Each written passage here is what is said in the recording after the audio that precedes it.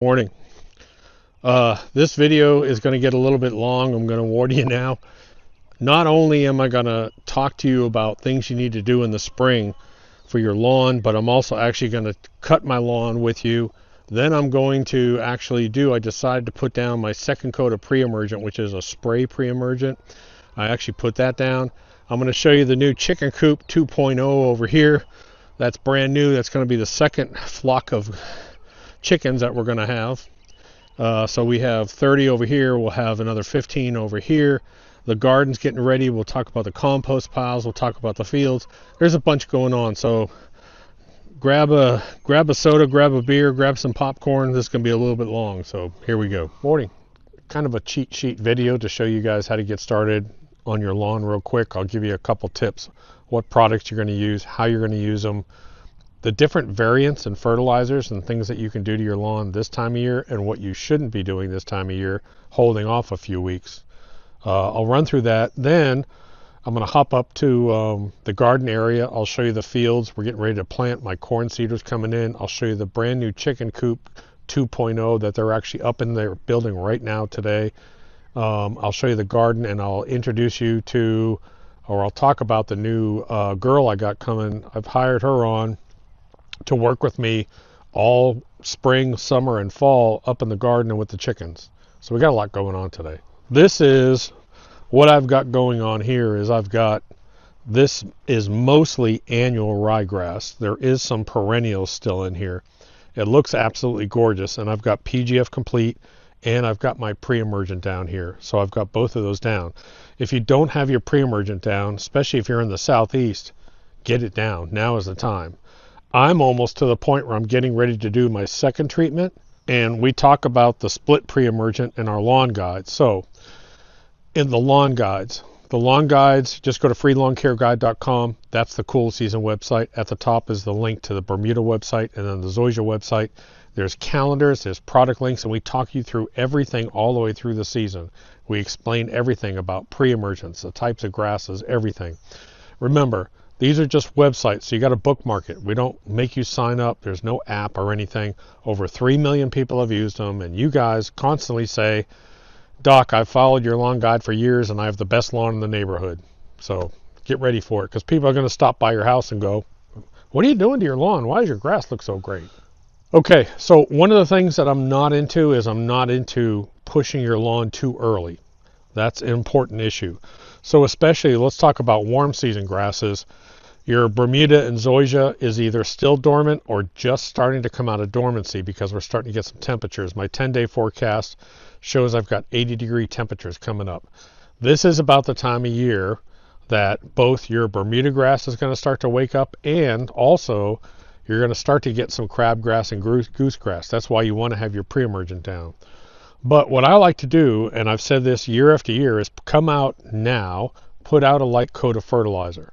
Put out a light coat of fertilizer. It's going to take time for that fertilizer to break down and get into the soil. So even though you don't have a lot of grass growing right now, you want to give it a little bit of nutrients. You can give a little bit. So I can come out here, I'll give you a perfect example. If I have a Bermuda lawn, I can come out and put a little bit of PGF complete. And then once my lawn really starts to wake up, I'll give you an example. Let's say I start to see green everywhere, and I'm going to scalp my lawn down. You're going to scalp it down, maybe come out and put something a little bit faster release, hit it with DGL right afterwards. So yes, you can combine those two fertilizers. The PGF complete is the number one thing. If you're only going to put down one fertilizer, put down PGF complete. But you can combine these. In other words, PGF complete, which is a slow and balanced release, you can come on top of that, a week afterwards and hit it with some DGL or some green shocker once your grass starts to grow and punch it, give it a little bit of extra nitrogen. It definitely is a way to go. So step number 1, make sure you got your pre-emergent. Step number 2, start to get down some mild fertilizer treatments. Step number 3 is make sure that your watering schedule. Right this time of year, usually we're getting enough rains. We don't have to worry about that, but check your irrigation systems. I've got a bad sprinkler head over here. I need to replace that. Test and run your irrigation system. And if you're not getting enough water during the week, go ahead and start doing your irrigation. So another question I get all the time, especially for your warm season guys, is when do I scalp my lawn? I always say what you're going to do is you don't scalp your lawn until you start to see a green haze all the way across it. Now you can pre-scalp, and a pre-scalp is when you come out and you start to take it down little by little by little. But if you want to have, let's say you want to have a really short, tight cut Bermuda grass, you have to take down 50% of your grass. And let me explain. So if I want to have Bermuda grass that is an inch tall, I need to scalp down to half an inch minimum. I mean, that you have to go down that low. So if you want 2-inch grass, you have to scalp at least down to an inch. The reason being is if you don't get rid of all that dead brown grass in here, every time you cut, you're going to see that dead brown grass. It's going to show up. Now at the other house where we were cutting really short, we were cutting our Bermuda down to probably about ½ inch to 3/4 of an inch, real low cut in the spring. We'd have to take that grass down to almost dirt. We would come out here and we would just reel mow and reel mow and reel mow and take it down to dirt so that we could have a 3/4 inch Bermuda lawn, and it was gorgeous. So remember, my rule of thumb is whatever you want to cut it, leave. If you want to have an inch tall grass, you need to scalp down to ½ an inch and get rid of that brown so it doesn't show up. Now someone asked about core aeration and dethatching. Yeah, you really, I'd normally say wait until you're in your active growing season, but you can do it any time of the year. If you have a problem with excessive thatch, you can dethatch. If you want to do a core aeration, go ahead and do a core aeration. Someone's going to say, well, I put down pre-emergent. Isn't the core aeration going to impact my pre-emergent treatment? Not much, a little bit, but also in between your split pre-emergent program, you can also do a core aeration if you want in between. So I come out here, I've already got my granular pre-emergent down. Maybe I scalp and do a core aeration, and then a couple weeks later come out with my liquid pre-emergent and hit it with my liquid pre-emergent. You're not going to open up, you're not going to break enough of that barrier to really have a huge impact on your pre-emergent if you do a core aeration. All right, so I think I'm going to cut this grass. I'm using the Ego right now simply because the grass, it's annual ryegrass, is really soft and it just lays down, and I can't use a reel mower. Once this common Bermuda comes up, then I'll actually switch over to the reel mower, but right now it's just Ego time.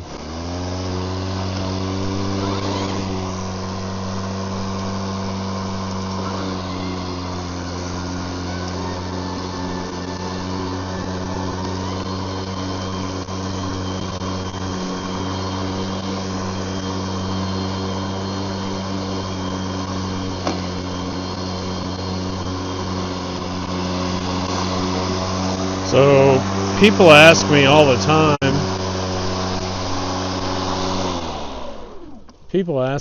time, why we cut with this back door open. And it's because no matter, even with a side discharge, this thing gets clogged up underneath. This grass holds so much moisture. And we've learned that if we leave it open and let as much come out as possible, we don't have to flip it over and clean it out. Otherwise, if we come out here and cut this in the morning, literally we'll have to go up and back, turn it over and clean it out. That's just the way it is. This stuff holds so much moisture.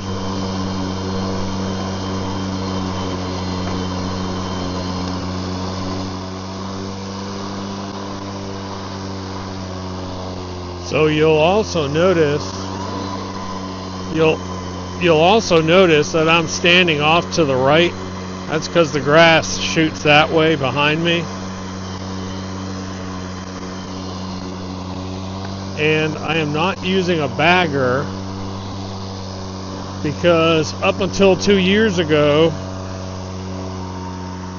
this was solid dirt, and I want as much organic matter. I want all the clippings I can. What I have been doing is I have been actually cutting it. You'll see all the grass clippings out here, and I've actually been then closing the gate and then coming back and double cutting it. It looks beautiful. It looks like a baseball field, but I want to keep as much organic matter on this soil as possible because, like I said, this was raw dirt 2.5 years ago, and I need a lot of organic. And this is where I love to use Dirt Booster. But I'm not going to put dirt booster down until the temperatures really start to get consistently touching the 80s. That's when anything organic, don't put it down till you get close to the 80s. So what we'll do, once we get this cut, we will go ahead and we will go back up and see the progress on the chicken coop, and then I'll probably have to do the pond front too. I really need to get my liquid pre-emergent down in that pond. I just want to make sure I don't have, a bunch of rain coming or something. So I do know for a fact, when I look at my 10-day forecast, I have got the last 2 days, the high is going to be 80 degrees. I mean, it's just going to be absolutely perfect out here for grass. You can see just how thick and healthy this really is this time of year. But that's perennial rye, and this is annual rye over here. So there's a lot of extra dead grass on here. So I think what I'm going to do is I'm going to drop the back down, put it in mulching mode, and then crisscross the other way and chop up all this stuff again. If it's dead brown grass, you always pick it up. That's just carbon. But if it's green and you don't have a lot of organic matter on top of your soil, leave it down. That looks good though. I like it. I'm actually starting to get a little warm even though it's chilly this morning.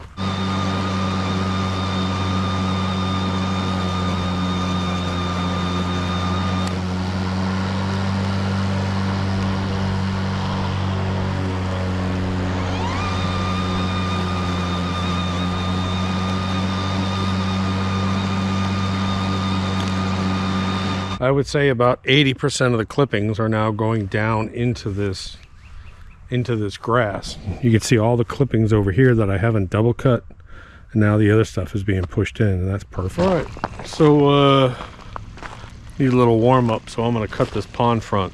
Now I'm going to put out my spray pre-emergent, and I'm going to use the yellow top bottle.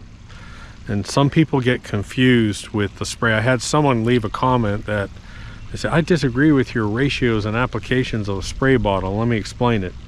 If this is 7,000 square feet and I need 1 ounce of product per 1,000 square feet, I need to put 7 ounces in that spray bottle, fill the rest up with water, and then spray that 7 ounces on this area in here.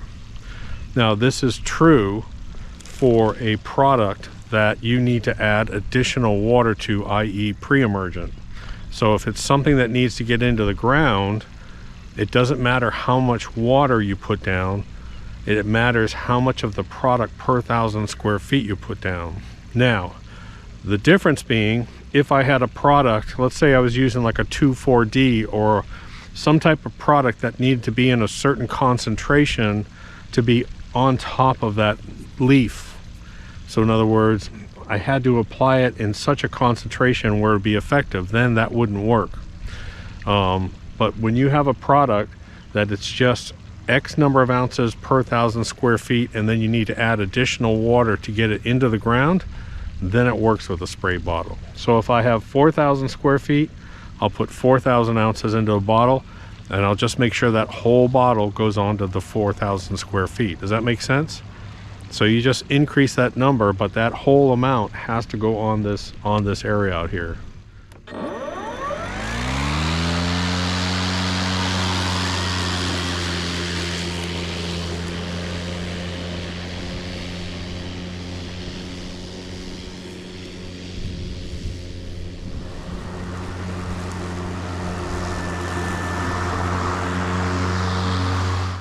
Okay guys, so I've got all my hoses laid out. Inside this bottle I have blue dye because I ran out of green dye, and the reason why I put the dye in there, it's the only way you know that you have product coming out. What if you get a hose clog or something goes wrong? So I always put some dye in here, and I watch my stream. My stream should be blue at all times, a little bit blue. Then I've got X number of ounces. So if this is 6,000 square feet and it's 1 ounce per 1,000 square feet, I put 6 ounces in my bottle. I fill the rest up with water.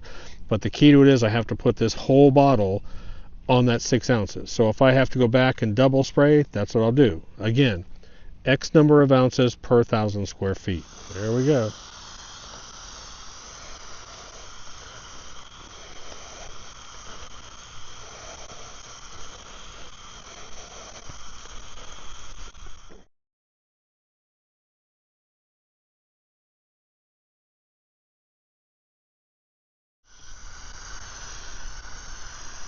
A lot of times you'll actually come out here and you will actually miss some spots or come out lighter, and you can go back and you can hit those spots. So just a nice steady pace, wind in my back, pointing it down so I don't get a lot of spray drift, trying to make it nice and even, and then immediately I'm going to come out here and run my irrigation system. Okay, so you can see this whole area is pretty blue. The only problem I've got now is my wind's picking up a little bit, which is impacting my irrigation. I may have to come out here and adjust these irrigation heads, make them not so misty, make them more of a line to make sure they overlap. But I will probably run these things. I'll do a 12-minute cycle, wait about 20 minutes, 12-minute cycle. I don't want to drain out my shallow well because they run on a shallow well. But guys, you've got to get this pre-emergent down into the ground. It has nothing to do with the pre-emergent on the weeds per se, technically. This is more so about on the ground this time of year. Some of you guys remember what this used to look like. This was trees, trash, junk. And I came in here with a skid steer and I just raked it and raked it and raked it, and we kept seeding and seeding. My problem is the sun gets blocked over here, but right now, look at that. Doesn't look great? Most of this is annual rye, but I did put down a whole bunch of perennial rye seed. We'll see what takes. My only problem here is I don't have irrigation, but I do have one of those big irrigation sprinklers. If there's ever a drought, I can probably hit it. What I'm going to do, the area down over there is kind of struggling. It's just hard clay. So I'm going to hit it with some Lawn Alive, put some mycorrhizal fungi down there. It's going to be warm enough, I think I can do that. And it'll give it a little bit of extra nitrogen. But man, let me tell you what, this is a long care day. Man, I got to tell you, I am so happy with this. This is all cereal rye, and I'll be able to cut all this up and put it back down on the ground. We are a no-till operation, so we no longer till. The one thing you don't want to see in any of your gardens or anything in your fields is you never want to see raw dirt. And this just makes me really happy. I've got clover, cereal rye, some radish, turnip. This is gorgeous, man. Absolutely gorgeous. So we're getting ready to, I've ordered a strip seeder. Now a strip seeder is kind of unique in that you don't till your ground. It actually cuts through all this and plants your corn. So we'll have a strip of corn, strip of corn, strip of corn on all 3 fields. And then I'll go in, and last year I had my growing squash plants that were actually vining squashes. My butternut squash took over like half my garden last year, and it was just crazy. So what I'm going to do this year is I'm going to hide some of that watermelons, pumpkins, and butternut squash. I'm going to hide some of that out here in my cornfield. The problem is you get this big beautiful pumpkin growing and a deer comes by and takes a bite out of it. It's like, really, dude? You eat the whole thing. Just don't take a bite and ruin it. So the new Rach, the new girl that's coming on, here's the funny thing.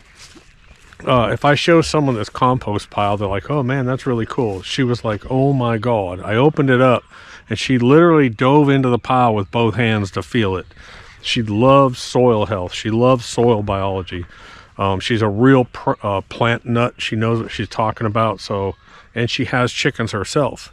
So it just works out perfect with her schedule. But let's pop this pile open. Now this is made with Dirt Booster. And let's go ahead and let's see if we're steaming. Oh yeah. We got a good steam going on, I'd say. Isn't that cool?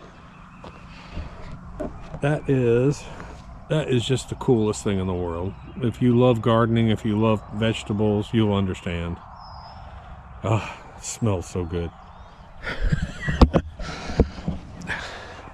Nothing like a steaming pile of crap to make your house go, to make you happy. All right, so let me show you the new chicken coop, Chicken Coop 2.0. You can hear the girls screaming down there.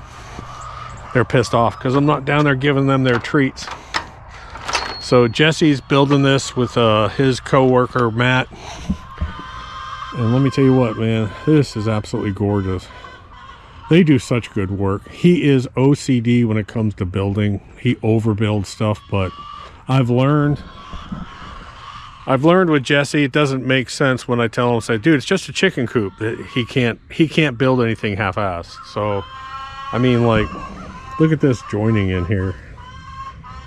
Everything here is just absolutely perfect. So what we'll have here, this will be, I have 30 birds down here. That's a 12 by 32. This one's 10 by 20. I'll have 15 in here.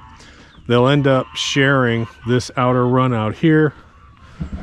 But big door here opens up. Nesting boxes will be over here. They just finished. This is the inside coop for them to sleep in at night. Open it up.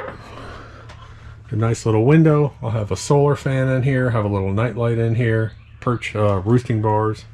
And this is where the baby chicks, once I get them out of their little brooder thing, they'll actually stay here for a while. I'll have an electric door here. Then I'll have a door here that leads into this outside run, and we'll steal about 20 feet because that's 80 feet long. They don't need all that. I'll steal about 20-25 feet so they can access the outside. And then I'll have a secondary door in here. But let me tell you what, this thing, the construction on this is crazy good. I'm really happy with it. So I'll use a real heavy coat of oil-based stain inside and out. I've learned that on chicken coops. You don't want to leave raw wood because it's poo.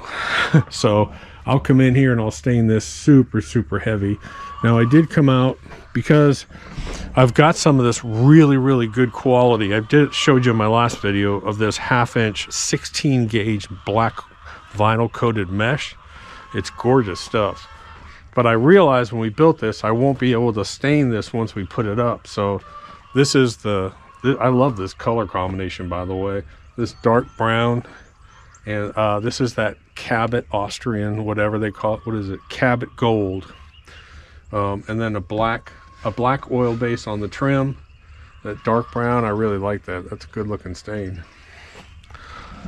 All right, built off the ground. You always want to build those off the ground. Gives them a place to hide, gives them more shade, and I'll take you around and show you that more later on. But look at this garden, man. Isn't that gorgeous? So we have worked all these rows. They're basically ready to plant, and we keep a living green pathway in between all of our rows. So the project that I'm not really looking forward to is I have a 2-inch high pressure pump 600 feet down there at my pond. Now we pump that water up and we run it on all the fields up here. But this year I did not like my drip irrigation system, and one of the reasons being is we keep everything alive. We just don't water our rows. We want all this in-between area to be alive too. So what I'm thinking about doing is I'm thinking about putting 1, 2, 3, 4 of those big irrigation heads out here and build some kind of PVC system where all I have to do is, when I'm running my irrigation pump, is I throw a switch and all 4 of these heads go off and water this. And I can put out a huge amount of water on this garden early in the morning, you know, run it for 45 minutes and just soak this place, you know, 2 or 3 times a week when it's dry. But I think I've started to order some parts for it. It's just going to be kind of a pain to get it done, because if I want to do it right, I really need to trench those pipes into the ground somehow. Time to release the hounds. They got their morning snacks out here, fresh water.